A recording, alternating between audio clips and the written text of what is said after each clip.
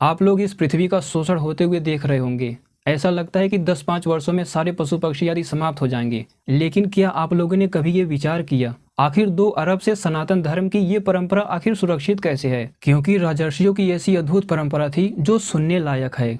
राजर्षि स्वयंभू मनु से चली हुई एक ऐसी परंपरा जो अद्वितीय थी। ऐसे ही उन राजाओं के क्रम में राजर्षि भगवान इक्ष्वाकु आते हैं। भगवान इक्ष्वाकु के नियंत्रण में पूरी धरती थी।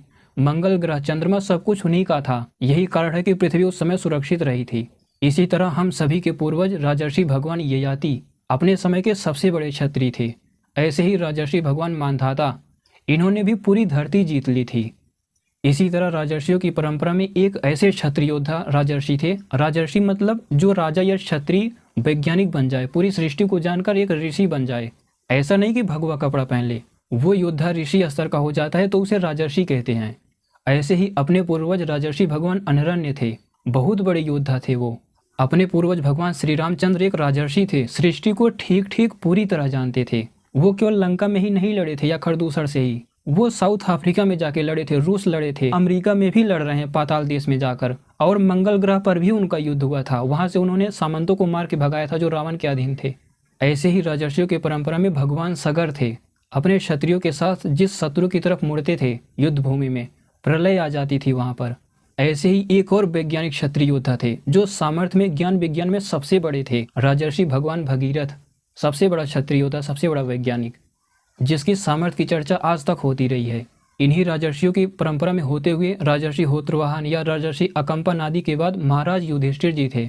इन्होंने भी पूरी धरती जीत ली थी। यहाँ तक कि अगर महाभारत काल में देखें तो 3 व्यक्ति सिद्धियों की वजह से, अपनी माया की वजह से पूरे संसार में विख्यात हो गए थे। एक भगवान कृष्ण, एक राक्षस घटोत्कच और एक राक्षस अलम्बुस। इसी तरह राजर्षियों की परंपरा में अगर 3000 साल पहले देखें, आज से 3000 साल पहले, तो महाराज विक्रमादित्य जी थे। इन्होंने भी पूरी धरती जीत ली थी। इनके बाद क्रम से देखें तो महाराज सम्राट मिहिर भोज। इसी तरह इसी राजर्षियों की परंपरा में देखें तो महाराज सम्राट पृथ्वीराज चौहान थे। उनसे पहले विग्रह राज, सुधनवा, ये लोग बहुत बड़े क्षत्रिय थे। ऐसे ही सम्राट पृथ्वीराज चौहान के बाद सैकड़ों वर्षों बाद एक ऐसा क्षत्रिय योद्धा हुआ, एक ऐसा राजर्षि हुआ। 80 घाव लगे थे तन पे, फिर भी व्यथा नहीं थी मन में।